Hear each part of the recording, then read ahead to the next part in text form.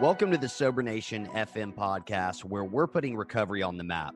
I'm your host, Jonathan Sylvester. This show is brought to you by Sobriety Engine. Do you want to take your recovery to the next level? Do you want more support, community, and fellowship? Sobriety Engine is an incredible community of men and women supporting each other in their recovery. You can get a ton of great tips, resources, and guidance to help you succeed in recovery and in life. Visit sobrietyengine.com to join today. Sober Nation FM is also brought to you by Recover Health. If you're ready to get fit and start living a healthier lifestyle, all while supporting your sobriety, then you can learn more about having me as your own personal fitness and nutrition coach at rcvrhealth.com. And whether you're listening to the show on Spotify, Apple Podcasts, or watching on YouTube, please share this with your friends. Follow, subscribe, and leave a review. Nation, let's hop right into today's episode.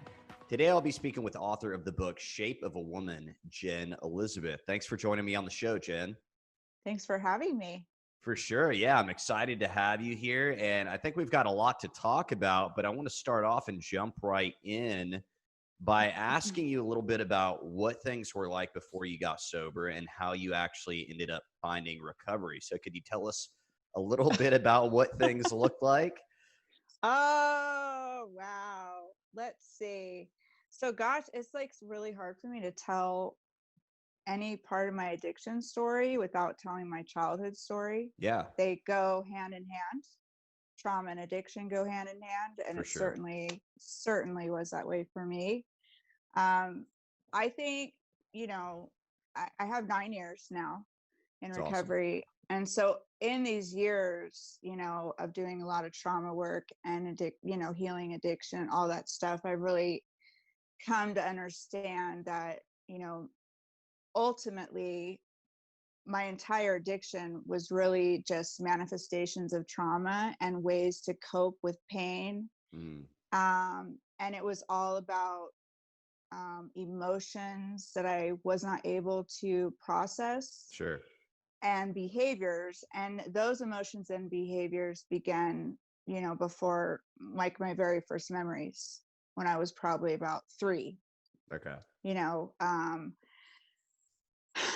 Trying to be anybody other than myself, so that people would love me, seeking attention, starving for love, trying to avoid my reality and hide from pain. And those are all things that A, describe addiction, and B, we can do without substances. It's true. And I did all that even before I ever met alcohol or heroin or anything. I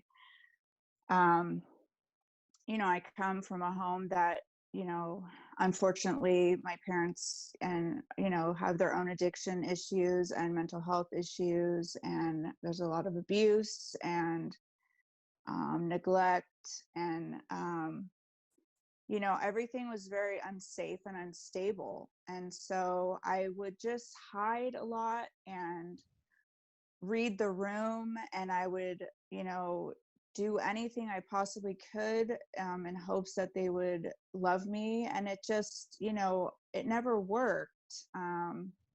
They just weren't able or capable or willing, or a multitude of reasons. And my parents were searching for answers outside of themselves, which I get. I did that when I grew up. And so they ended up joining a religious cult.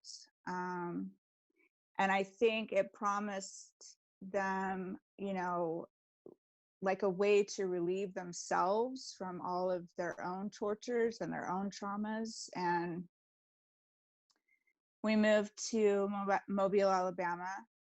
And it started off, strange. I mean, if this happened today, and I know it does happen today, but if like these group of people came around my neighborhood today, I'd be like, you guys are weird. There's something, red flags everywhere. But Yeah. at that time, it just, I don't know if it was that time. It was, in the 70s, 80s, it's making myself sound really old, but there was a lot of religious movements happening back then, a lot of fanatical stuff happening that was for like sure. Jim Jones I and know. all that, Yeah. crazy stuff. And A lot of Kool-Aid drinking. a lot of Kool-Aid drinking. And we were very close to drinking the Kool-Aid. I mean, that is how gnarly it turned. But man, you're just describing like a lot of fear, it sounds like. I mean, it's a lot. Yeah. There was a lot of fear, a lot of shame. Shame is insidious. I mean, to me, shame is more it causes more destruction, I believe, in people than even drugs do. I think shame destroys people in recovery. Shame has been the biggest beast that I've had to fight and grapple with and overcome. And it is still a beast that shows up today, no matter how much work I do. Yeah. And those types of organizations, they thrive on shame. Yeah. They manipulate and have power struggles and control people with shame and fear. And so, they knew everything about my family. My mom's mental illness was seen as a demon possession, so she did not get treatment. So all this abuse went on, without anybody helping us, or we were just seen as a family that gave way to the devil's temptation, basically. And when I was around 5, one of the elders, who we were taught was closer to God than any of us would ever be, called me in his office. And he knew that I was a child from a broken home. He knew that I was a perfect target to abuse because nobody was paying attention at my house. They couldn't. They were just completely consumed with their own stuff. Yeah. And even if I had said something about any abuse that went on, what were they going to do about it? They were at the low bottom of the totem pole, which is very important, because children that are abused, these are the children that are most, targeted, are children who come from broken homes and who comes from homes where parents are not present, or battling their own addictions, or gone, or whatever they are, or poverty. We were very poor. Just so many factors, over the years that I've really seen in such a big light. And he called me in and he sat me on his lap, and we started coloring books and memorizing Bible verses. And, he told me that I was pretty and good, and that God loved me, and that I was special. And I was starving for love. Yeah. I mean, I was desperate for someone to spend time with me, and I loved my time with him. And it is such a grooming, manipulative situation. And it was so planned out, but I didn't see it, of course, at 5. But over time, those times together grew into something, without getting triggery, just so confusing and disturbing that I would disassociate and leave myself. Yeah. And drift off and leave my body to him. And I kept those secrets. I never told anybody. He never asked me not to tell anybody. I just knew somehow, and over the years, that those secrets turned into me feeling that I was a participant versus a victim. That's very common amongst people that are survivors of childhood sexual abuse, or any type of sexual assault or abuse. Is when you keep the secrets, it somehow transforms into your own secret. Those are never my secrets. I can tell you that today. Those were never my secrets. Those are their secrets. Right. But I felt they were mine. Yeah. And the shame just grew. I can't really put into words how much I hated myself. It is impossible. And I wrote a book. And so believe me, I have tried to find the words, and I love words. Words have saved me. I cannot find the words. It is indescribable, how much I hated myself and how that hatred grew. It was, terrible. When I was about 10, we fled that cult. Okay. And we moved here to where I live today. So I've lived here since I was 10, almost 10. And I thought that, I could leave it all behind me and just start over. It's over now, and clearly that is not what happened. Yeah. Wherever you go, there you are. There you are. Yep. Exactly. And that happens in all situations. And Mhm. so,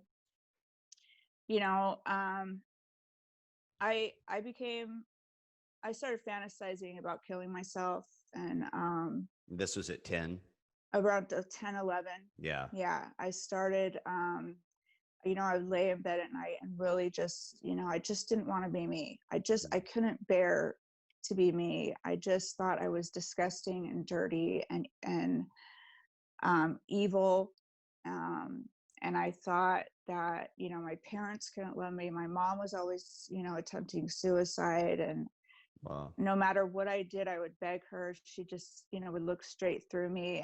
And the thing with abuse, whether that be from, someone in a church or your family, is that it does not change the way a child sees the abuser.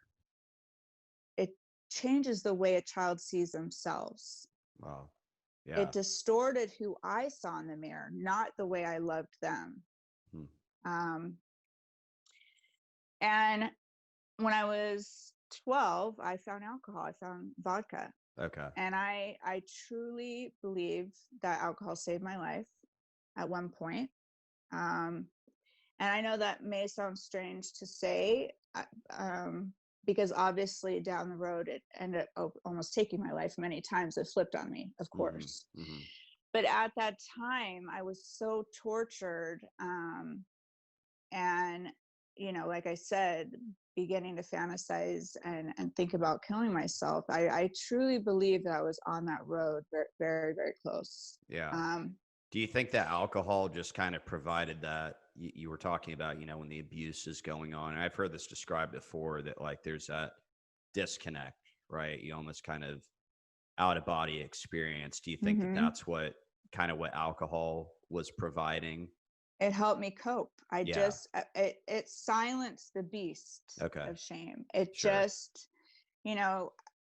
I remember, I remember so clearly, and it's so long ago, but I remember, that first, it was vodka, and I remember pouring, and I was so, naive, of course, I'm 12, but it's amazing how many people are naive to how dangerous alcohol is, because although my story goes into more quote unquote, scary drugs, alcohol is just as dangerous and deadly. Yeah, that's a good point. I think a lot of people forget, like, that's still the number one killer, more so than anything. It will destroy you. And it's just, when someone presents heroin, it's like, oh God. Right. Someone presents a beer, it's like, oh, it's like funny, cute. Yeah. Oh, your son with, I see parents still with their kids with a beer, like, haha, like it's funny and cute. It's so not, Yeah. Especially if you have trauma. And everybody has some level of trauma. Trauma is not what happens to you, it's what happens inside of you. So we've all experienced trauma, but especially when you have, like big trauma like that, and a lot of people do, you don't realize, man, it's like a recipe for disaster. And I took those few sips just innocently, not realizing anything. And I was an alcoholic from that moment, because I remember after my glass was even halfway finished, I was plotting and planning and scheming how I was going to get more for the rest of my life. I never wanted to feel what it feels like to be in my own skin again. Yeah. Yeah. I can understand and my that. friend, I was with another little friend, she drank and Hated she got it. real giggly and thought it was funny, and then she felt sick and she didn't want it, and we passed out and she didn't want to do it again. She just thought that was, weird, and she was like vomiting, and I just thought, this is the best shit I've ever found in my life. Right. Are you kidding me? This is the answer. This is the answer. Exactly. Yeah. Yeah. It's just very interesting how there was two distinctly different reactions. I was quiet. I felt silence. I felt peace. I felt good. I felt whole. Like I said, just all those voices of everything I hated about myself were just quiet. And I set out, not realizing I'm setting out to be an alcoholic, forever, but I set out to drink as much as possible. And I did that, and I've had people ask me like, well, what does a 12-year-old alcoholic look like? Well, let me be very clear that I don't believe alcoholism has anything to do with how often you drink. It has to do with the obsession and the motives. And so although at 12, I may not have been able to find alcohol every single day, I obsessed on getting it. And I could not shake it from my mind of how I felt with it. Yeah. And so, yeah, I followed that path. I just, I drank as much as possible. And then, going into high school, I didn't want to just drink on the weekends. I could not understand the concept of like, why would you just want to like yourself on the weekend? Like, I want to like myself every day, all day, all the time. So of course I went and, sought out the kids that were doing harder drugs and skipping school and dropping out of school and did, all that stuff. And there I go, and those were, people that I looked for, because I knew that they had the answer. Because to me, drugs and alcohol were the solution. They were the solution. And honestly, at that time, I had no other skills. I had no other coping skills. I had never even talked about any of this stuff. So they were the solution, truly, to me wanting to die. And then, I mean, just tons of drug history. I mean, we could go on and on. Well, yeah. So, I guess I was just going to ask. So, I mean, just to fast forward a little bit here, not over anything too important, hopefully, but so things progress clearly. Right. And I think I've got to say, you said two really great things. One, I had never heard of it put like this before. I think this is so important, just to rewind and touch on this, that, when you mention trauma is something that happens, like how we feel on the inside, not necessarily the event itself. That, I think that's really important, because, you could take two different people, the same type of event, and one person is just totally destroyed over it, and the other person, maybe not so much. It's kind of a personal thing, right? I really like that. I also appreciate how you said that, this is really about alcoholism or addiction. It's not necessarily about the amount that you use or even the frequency necessarily. It's the obsession. And I get that 100%. I mean, I feel like, even though drinking like was my first, thing that I ever did, like weed was really like my first love, and, and I remember from the very beginning, I mean, I would smoke as much as possible, but it was like I was scraping the resin out of the pipes, and I was, like from the very beginning, from the, like super, the obsession was there. So I think that's really important. But getting back to your story here, because I did just want to touch on those two great points. At what point did things start to shift? It sounds like, if I'm going to relate this to my story at all, it sounds like at this point things are still a little fun, right? So when do things start to shift, and the consequences start to become more serious, and maybe you start thinking like, okay, this is maybe an issue? I think it, the quote unquote, I guess you could call it fun, was up into my early 20s. Okay. Yeah. And then, I was prescribed Vicodin I had to have a tooth pulled, and I was already drinking like a fish. I mean, just, but it was somewhat cute because I was like 19, 20, that's what we're supposed to do. We're partying, we're young, whatever. And I was prescribed Vicodin, and it was, again, just like that first drink. It was just bam. I mean, instant, this is another answer. This is the answer for me, And so I did the whole, had every wisdom tooth pulled one at a time for a prescription. Back then they were freer with the prescriptions. They'd give, 30 for each tooth. I'd get them for cavities. I did all that stuff. I went to ERs for headaches and all that. and eventually, I could not keep a job. I lost my car. I lost my apartment. I ended up homeless.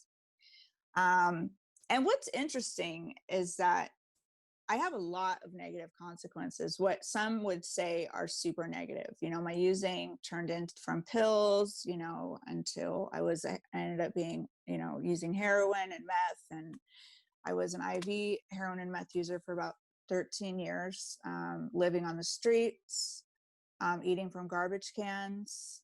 Um, I went through drug psychosis, walking around talking to myself, living in cars, just, in and out of jail, more times than I could even count. And Mm-hmm.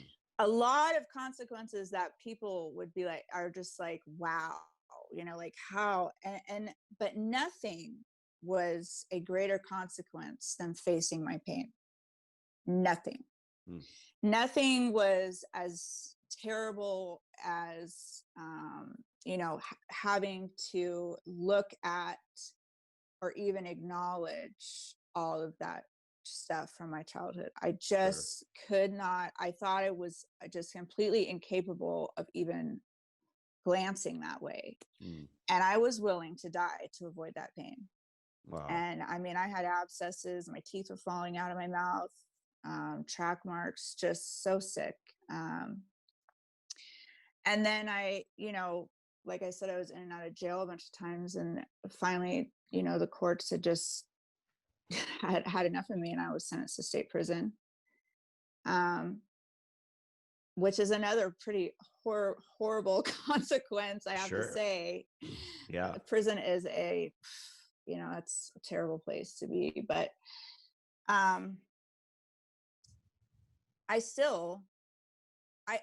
ultimately, I just really never thought that real life was possible for someone like me. I somehow separated myself and my worth from everybody else. And I've been doing that since I was a little girl. This is not new behavior, you know? It just exacerbated when I started using and being homeless and, going to jail, and how everyone would look at me, and, it got worse, but I've always felt that way. Yeah. And so, everything changed for me in prison. And is that where you were introduced to recovery? I was introduced briefly here and there, in and out of jail, because they would sentence me to 30 days or outpatients, or to get out of jail. And sure, like a drug court type of thing. Drug courts, yeah. I even got sentenced to a 6-month in custody. It was actually a behavioral modification program, but they did have AA and NA come in occasionally. Okay. But so I had some seeds. So that's why, I really believe so much in little seeds that get planted, seeds of kindness, compassion, acceptance, love, recovery, whatever it happens to be. Because even though maybe those seeds don't take someone down the road that you want them to go at that time, they stay with them. They matter. Those seeds matter to me. They always stayed with me. And I may not have thought I was capable of what other people were doing, but to see people who were kind of like me doing things different mattered. That it was possible, because some people I know are doing it. And whether or not I felt I could do it, that took a while. As part of the journey, part of my journey, Yeah.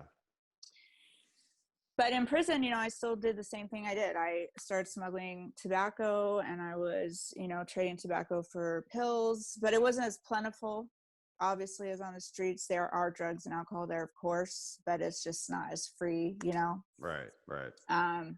So I didn't get as messed up. But I had, about a year into my prison sentence, I had a divine intervention, or whether you believe in God, or, intuition, or the universe, whatever you happen to believe. Sure. Obviously, I come from a cult and a lot of religious trauma, so I never force anything on anybody. But I believe truly something bigger than me, is out there. And I believe that they came to me that day in prison, and a sensation came over me, and I just, the sound left the room, and you know, finally a little spark ignited that I didn't want to live like that anymore. Hmm. That maybe, just maybe, I was worth more than overdosing in a riverbed as a transient whose identification was pending. Wow. Yeah. And that is my recovery date, which is May 1st, 2011. That's awesome. I'm definitely someone that, coming into this deal struggled with like the spirituality and higher power part of all this. And kind of like what you're saying with the seeds being planted and others believing, I think what really worked for me initially was just believing that others believed.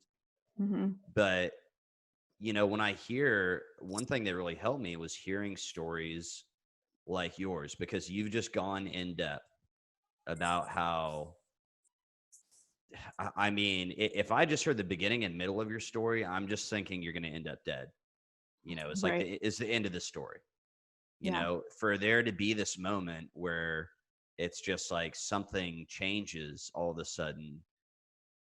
It's tough for me. Like, I think what I started to see is it took more work and more effort to like say that there's not something bigger out there than to just say like, okay, maybe, and be kind of open minded to it. Right. Right.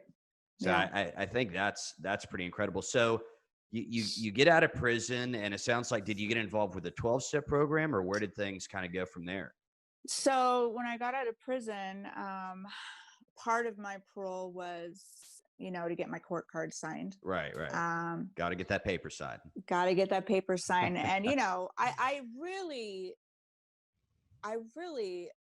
it bums me out when I see people make fun of people with court I cards, know. Yeah.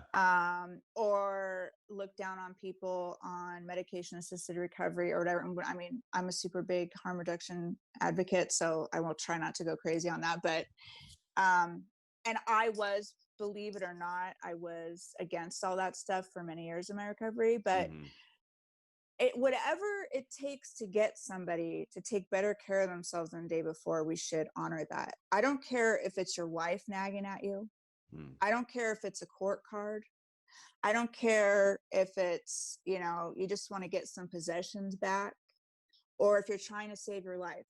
Whatever it is, whatever the reason that you get into recovery, I promise you that the longer you stay, those are not the reasons that you're going to stay there. Those are not the reasons that will be in the end or as you continue.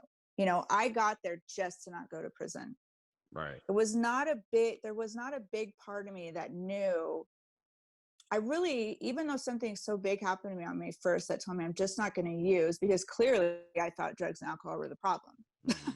Yeah. I thought that those were the problem. So if I can just figure out how do people function without using?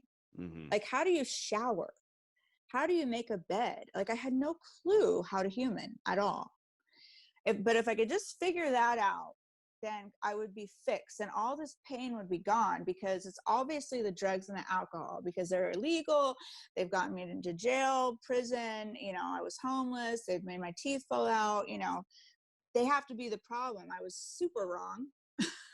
They were not the problem at all. They were a terrible coping skill that caused a lot of negative consequences. But the problem was everything underneath those substances, Hmm. everything underneath that layer of drugs and alcohol. Yeah. That's where the issues lie. Wow. But, I went with my court card, and I went back to, I went to the 12 steps, which I had been introduced to, throughout part of my drug history. And I love the 12 steps. I I love the fellowship. I truly believe that they helped me save my life big time. Um, and I was very 12 step or die.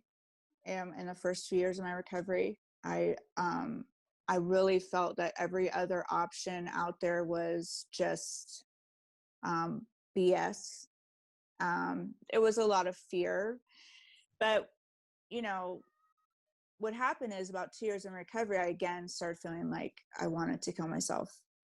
Um, it was nothing. This is nothing against the 12 steps at all, but I kept myself in this box that told me, and many people told me, that it works if you work it. So if it's not working, and it was working for what it's designed for, which is to stop drinking and using and to make amends and to be of service and all these things. But the 12 steps are not trauma informed. They're not supposed to be. And so I did not do any trauma work at all. I just was there on that, doing in that box. And I was in so much pain, man. The nightmares and the PTSD and, eating disorder and just all these things started coming up.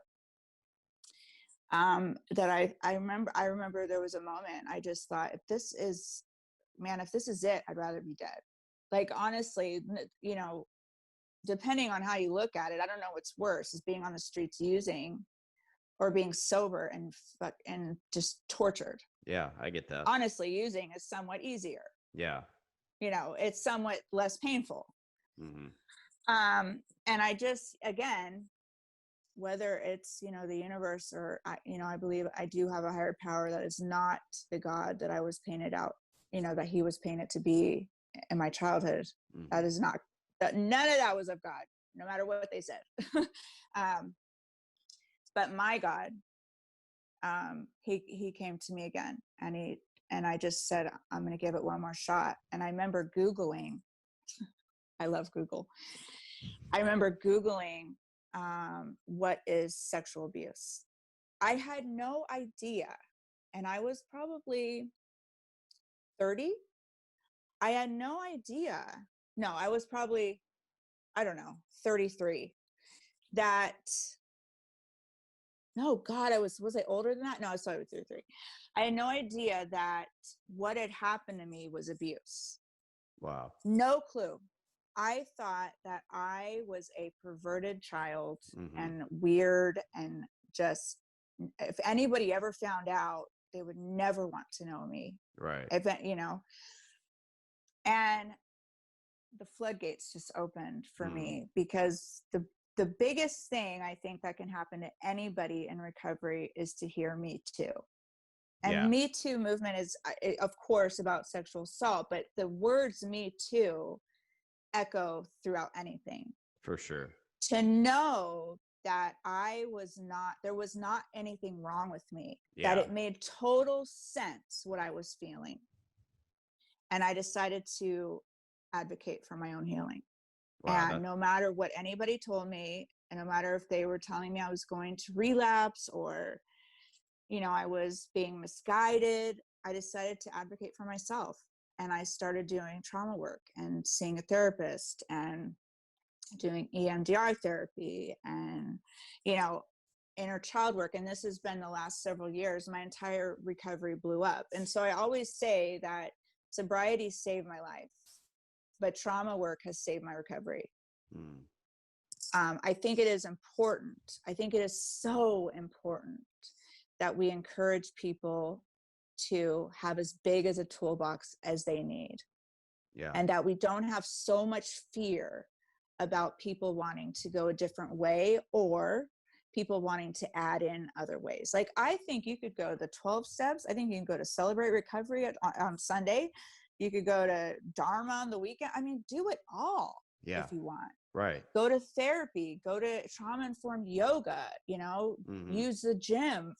I mean, I just think like there's so much available to us today, which is just, it's such a great time for recovery. It's such a beautiful time, even from the 9 years, even just in 9 years. What's available and more openly talked about today is just had grown so much, even in just my short time of being in recovery. Back then, really, the only thing that was really talked about was AA and NA, which is wonderful. Right. But that was really the only, and now today it's like, I have gone so far and wide in my recovery. I do so many things. But I do still get asked sometimes to speak at AA and NA meetings. And I always get nervous because I don't believe anything is an outside issue. I think everything is the issue. Everything is the reason we're here. Yep. And I do not let anyone bully me into not talking about it. But what happens is that every single time so far up to this day, so if it changes, I'll let you know, but so far up to this day, every single time that I've shared about all the outside issues, I have people come up to me, old timers even come up to me after with tears in their eyes, or even during the meeting, share something they never shared before, because they'd never put two and two together, that maybe there's no such thing as good as it gets in recovery. No such thing. Wipe that whole entire freaking sentence out of your mind. It can always get bigger, more beautiful. We can always be better. So no matter if someone has 25 years sober, that does not mean shit. For sure. Yeah. They can be 25 years and be suffering.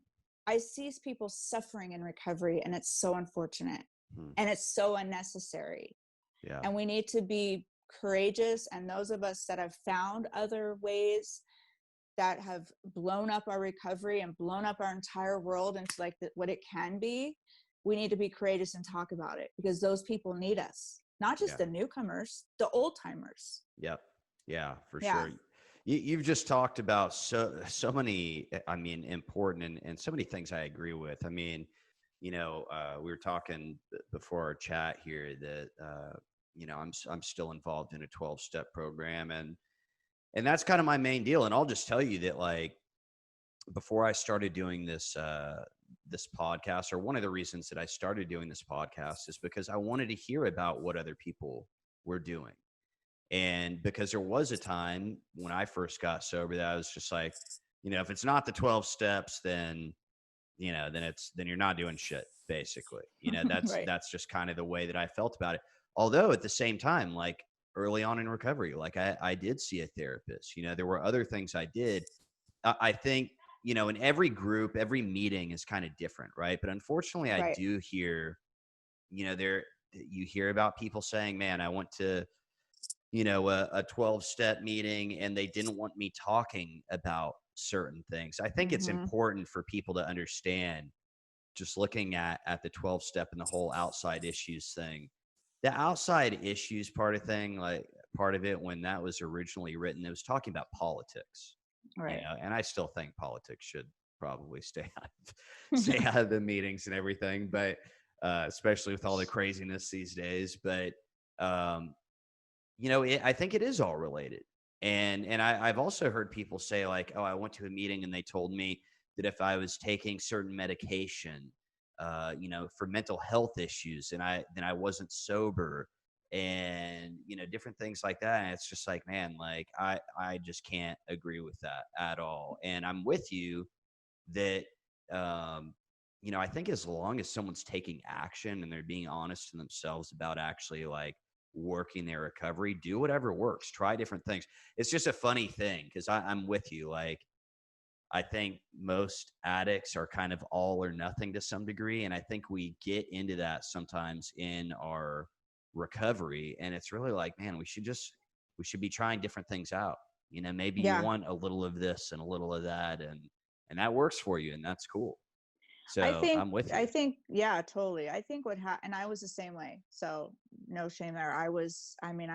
I told people they couldn't share because they were on Suboxone.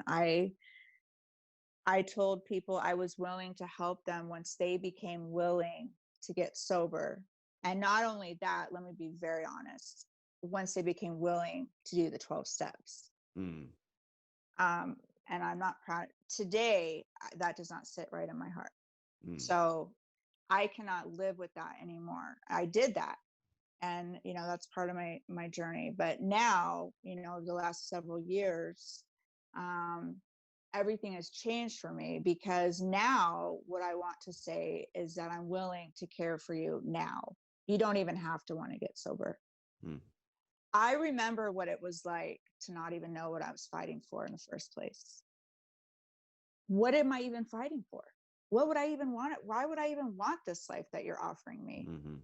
What is there to fight for? Because lots of people never even had a base to like weigh in on. When you come from pain, I mean, it's just a different pain. That's all really life and addiction is. When you come from pain, it's just a different pain. but Yeah. there's really nothing to weigh in on. And so, for me, I spent a huge weight on me, especially, just take off this like agenda.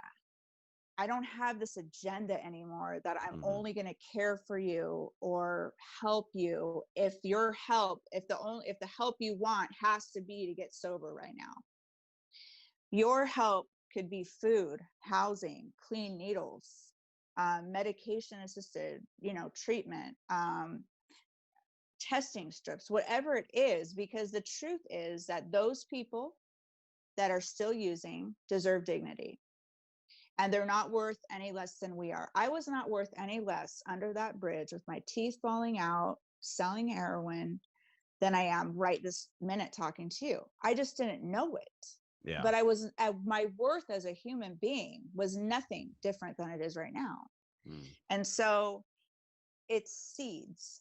What happens when someone comes in and gets, tests for, hepatitis C to some sort of a harm reduction center or whatever, Right. or they come in and get a test strip to test to see if their drugs are going to kill them or not. Hmm. Hmm. That is actually self-care. Believe it or not, Sure. that Yeah. is actually a way that is in a huge way for some people that shows a little bit of love for yourself.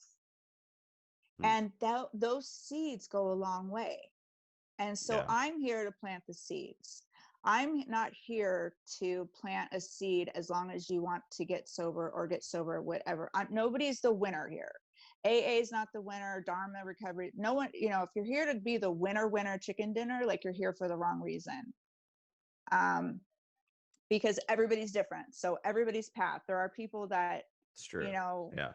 are harmed in all different pathways. The thing is that you can actually absolutely say, I love the 12 steps. It saved my life. I'm a firm, regular attendee. I'm a member of that fellowship. And I understand if the 12 steps may have harmed you and you found a different way. Like the word "and" is so big. Like we Yeah. always do this. We want to be the winner. And so if we love it and somebody else feels harmed from it, we have to just bash them or find some excuse. Why do we want to be Sure. the winner? The only people that Yeah. are losing are the people out there. Yeah. Those are the only people losing. Yeah. And That. those are my people.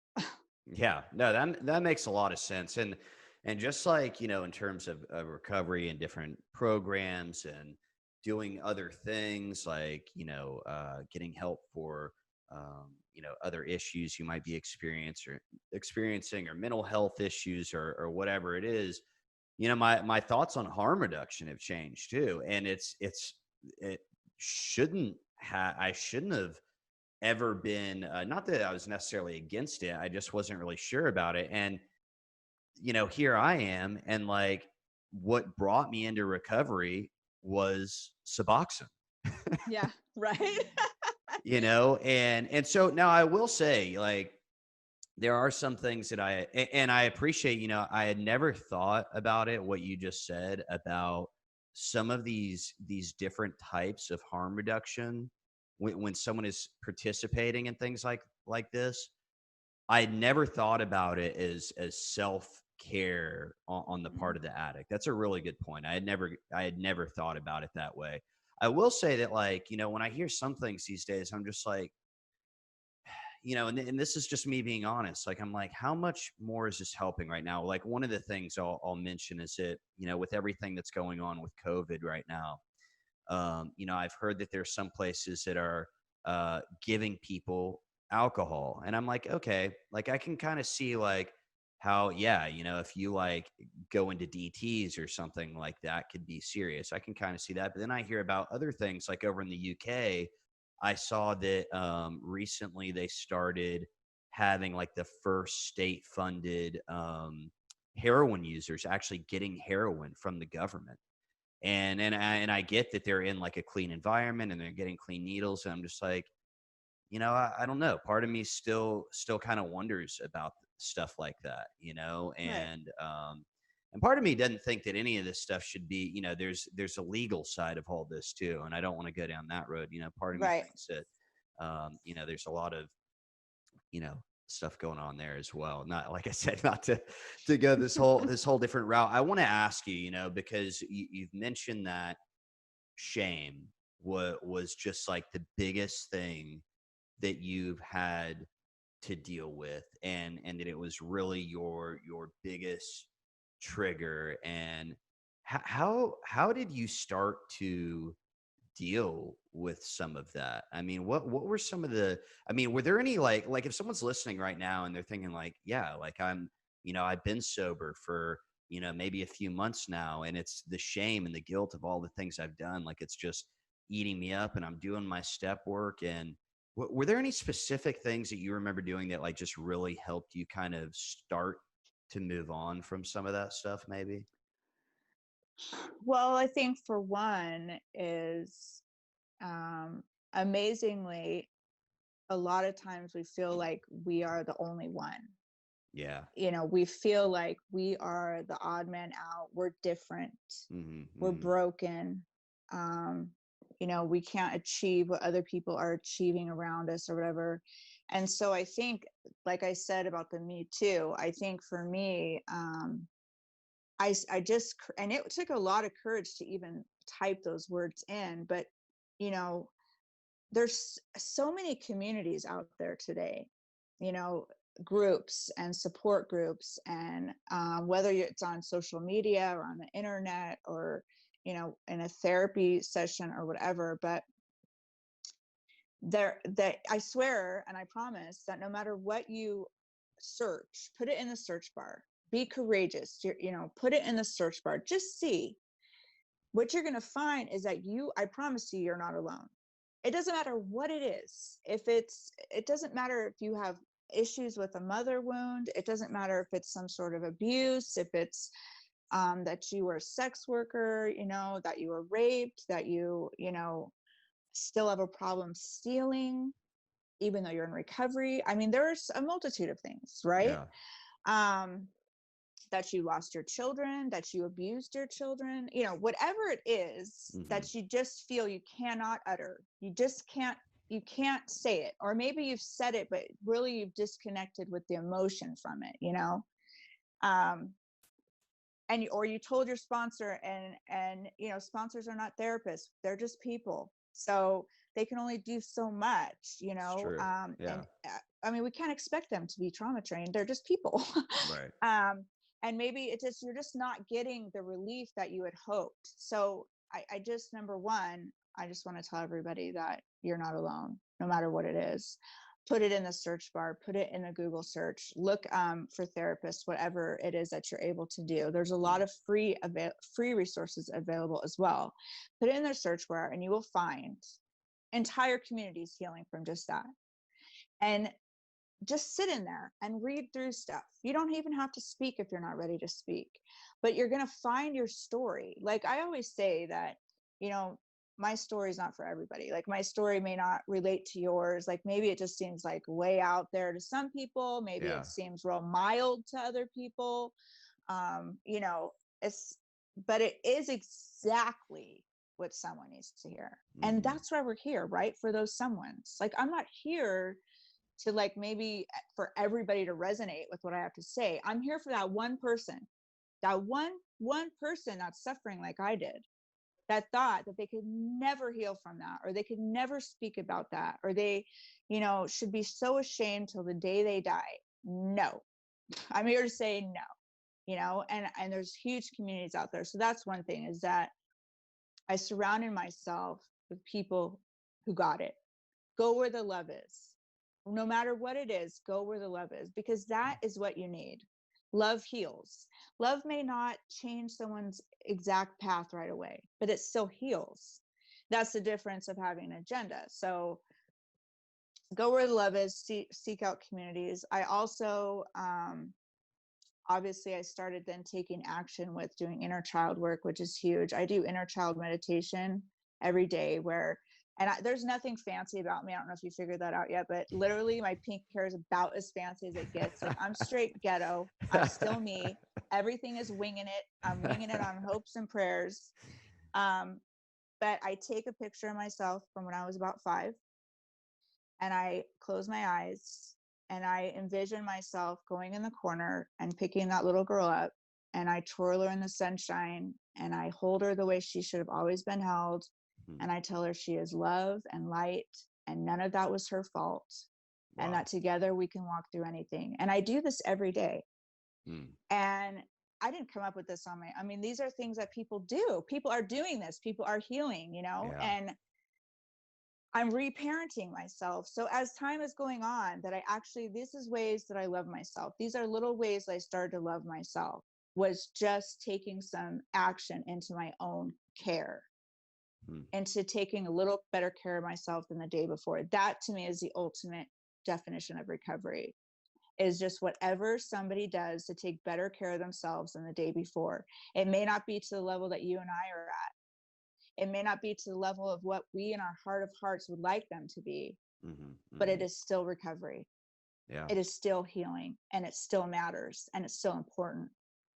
Yeah. Um, and so I do that, and I looked up trauma informed, anything trauma informed. And like we said earlier, there's so much trauma. That's true. Anything can be trauma. And the addiction experience itself is a traumatic experience. I have a friend that's a therapist, and she gave the most simple advice, the simple definition, or what the antonym of the opposite of trauma is: choice. Hmm. Anything that happens to us, around us, within us, whatever, that was out of our control, that we had no choice over, is considered a traumatic event, a traumatic experience. Now, it doesn't matter. I don't know how it's going to affect you, because trauma is what happens inside of you because of that Mhm. experience. Mhm. But if you think about the addiction experience, I think most of us, no matter what path of recovery you're on, can say that when we become addicted to something, we lose our power of choice. Yeah. Just the simple fact that we cannot function, whether that function be socially or whether we physically, literally are ill without a substance, that is trauma. And that can affect somebody. So even if you didn't have maybe what you would consider a traumatic childhood, maybe you're one of the rare ones who had just a happy addiction, like you were in your parents' house, they gave you the drugs, you never had Mhm. to be, let's just say, because it's rare, but it happens. Sure. But Yeah. just the fact that you were reliant on something, and unless you had it, you could not move or go on through your day, that is a traumatic experience. So everybody has some trauma. So it's important to look for trauma care. I think it's a huge gap. I think there's a huge gap of silence that it is becoming more, we are becoming more aware of it. But trauma, the link between trauma and addiction is ginormous. Yeah. It's like, I think, a bigger link between trauma and addiction than there is between like obesity and diabetes or something. I mean, it's like Hmm. huge. It's huge. Yeah. I And can so see that. if we just get rid of the drugs and alcohol, if we just work on making amends to people, Right. these Right. are all wonderful things. Don't Yeah. get me wrong, please, hugely important. Mhm. If we just do, those behavior type things, but we don't deal with what trauma really affects, which trauma is held in the body, and all the trauma work that needs to be done, like literally either we're going to relapse or we're going to be miserable in recovery, Yeah. or not as full, that our potential is so, like I said, there's Sure. no such Yeah. thing as good as it gets. So maybe your life is it's good, but maybe you have interpersonal relationships problems. Maybe, a lot of people are suffering with trauma that don't even realize that's what it is. And that's why it's important that we talk about it. Those of us who have come to this point, to talk about it, because like I said, even in a room full of old timers, well, I'm sure they're just going to ream me, and some do. Some do. But more than not, and more important than that, are the ones that the light bulb goes on, Mhm. that, or just the fact that they had someone else, because when you see someone else break the silence, it encourages other people to break it as well, who've been dying to. Yeah.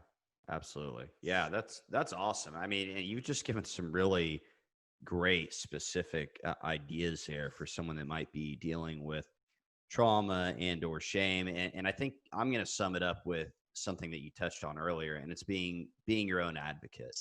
Yeah. I mean, because the bottom line is it, and you kind of laughed about it earlier, just Google searching something, but it really does start, like you said, like that's what it started with for you. It's just, Mm-hmm. I think that, the action has to be there, as simple as it is, right? Yeah, Or for sure. as little as we may think that, like, oh, well, what is searching Google gonna do? I know Right. that, to that end, like, for years before I got sober, I was Googling like AA meetings and stuff about how to get sober, so Right. it's a, like you said, it's a form of self-care, Yeah, that it looking, is. that seeking. So that's so important. Now, I don't want to wrap up here before talking about your book, Shape of a Woman. Yeah. We should probably mention that.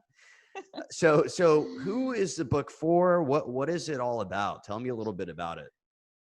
So the book is for everybody, but obviously I do touch on, I do address women a lot in it. Well, because I am a woman, shocking. But because also I dealt with a lot of issues about being a woman, Hmm. coming from abuse and sexual assault and all Yeah. these things, and the cults and all that. I was basically, it's called Shape of a Woman because no matter how we have been shaped, we are not bound to that. I'm not Mhm. bound to how I have been shaped. Yes, I was shaped a certain way, but today, I can be whoever I want, whatever I want, and my truth is always changing. And I think that as long as we're always growing through life, whether that be in the recovery sphere or the healing sphere, whatever it is, our truths will always change Yeah. because it's our perception and the way we feel inside. And so I really, in my addiction, I lost the ability to read. I Wow. Wow. I had to do I did hooked on, this is hilarious. One of the girls in the Hooked on prison had phonics. hooked on phonics. She had a hooked on, yeah. I had forgotten about hooked on phonics. Right. But Wow. I had used, it's not that I never had learned to read, but I had used and lived on the streets so long that I could no longer put the letters together to make a word or the words together to form a sentence. It just Wow. baffled me. Today, I'm an author. Like, whoa, it's That is pretty huge. It's like crazy. incredible, right? It Hmm. just blows my mind. But, um, you know, it's just a book about it gives it kind of an overview of my story, and it's not an addiction book. It's not an Okay. addiction memoir. In fact, Yeah. nothing I really do focuses an awful lot amount on substances or sobriety. Everything that lives underneath that surface is where I swim. Okay. Yeah. So although those things came into play, and although I'm super, I do talk about sobriety, of course, but that is, I'm not like a sober account. It's not like a sober book. I'm a healing person. Everything about Hmm. recovery for me is about healing. It's like 5% about the drugs and alcohol. And I think what we find, the longer we get in recovery, that's what happens. Of course, in the beginning, it's everything. We can't figure out how to function, Right. without using or drinking, or how do we go in social, how do we date, how do we do this, whatever. But Hmm. over Hmm. time, you realize, God, like actually the alcohol or the drugs, that was like nothing. That's like such a small part. It's like Sure. everything else, the Yeah. The feelings, life the stuff. emotions, the life stuff. Hmm. Yeah. So it's not, an addiction book. However, I do of course touch on that and talk about my experience. And it's just about, you know, it's like my name, on all my social media about resurrection. It's just, I'm not trying to be somebody new. I want to learn from every stage of who I've already been. I don't want to discard her at all. Yeah. Who she is has built me to be who I am today. She's freaking important. Hmm. All stages of her. And I'm talking about her in third person, but I don't see her as in third person. But Right. Right. all stages of who I've been are important, and I do not want to discard any of it. None of it, everything is valuable, and none of it goes to waste. And it's just, I'm going to write more. And because, even that was just a year ago, I published that book. Okay. I already feel so different. Hmm. Wow. It's very strange how people can write. I've thought about this, like, how do people write one book and then feel good about that one book forever? Like, Right. unless That's you it. just stay stuck in that moment, Sure. but I feel so different already. So yeah, I have lots of plans. I'm the idea generator. Lots of generating going on up here. Yeah. Hey, I get that. I get that. So I think you've already given a few really great tips and suggestions here, especially for anyone that's dealing with trauma or shame. But before we wrap up, is there one piece of advice that you'd like to share or leave with the Sober Nation? Oh, jeez. Putting you on the spot. Yeah. Wow. Gosh, one piece of advice. I would just say probably what I've already said is to please, please courageously advocate for yourself. Be an advocate for your own healing in your own life. And, there's no such thing as good as it gets. So always strive to feel better. And it is possible. And, nobody's more capable than anybody else. How's that? I love it. That's awesome Okay. advice. That's awesome advice. So you can learn more about Jen. You can find her book, The Shape of a Woman, at Resurrection with a K, resurrectionofme.com. Thanks again for coming on the show, Jen. Thanks for having me. Be sure to check out the show notes for all the info from today's episode. Sober Nation FM is brought to you by Sobriety Engine. Sobriety Engine is a free online community of men and women supporting each other in their recovery. Visit sobrietyengine.com to join today. This show is also brought to you by Recover Health. If you're ready to get fit and start living a healthier lifestyle while supporting your sobriety, you can learn more about having me as your own personal fitness and nutrition coach at rcvrhealth.com.